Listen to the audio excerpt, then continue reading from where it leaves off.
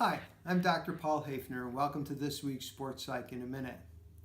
This morning in a seminar for several adult riders, I was reminded of a really important fact, and that is several people can listen to the same information and they can hear, understand, process it, and apply it in many different ways.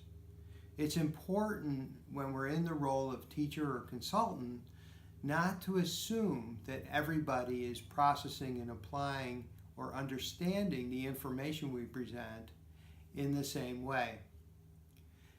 It's easy to see how this is important for instructors and trainers when they give an instruction and they see the change that they're looking for or requested. They can be reassured that that was good communication and that it was understood in the way that they intended it. What I would say is that when a trainer is in a position to talk to or give an instruction to a rider and they don't see the outcome that they're looking for, what it makes sense to do is to stop for a moment and make sure that your communication was clear, to make sure that either you said it in a way that clearly shared what you intended to share, and B, that what they heard and the way they filtered and understood it was in fact the way that you meant it to be.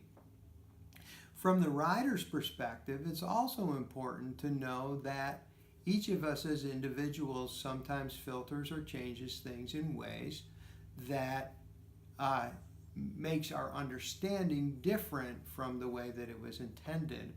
And when that happens, often it creates some kind of a conflict or struggle in the process of the interaction, whether it's a lesson or, in my case, in consulting with a client. When I was in graduate school, I studied couples and couples communication, and we learned a very simple definition of good communication. That was when the intent of the speaker equaled the impact on the listener. I think it's good to take a step back every once in a while and to reflect on the quality of your communication.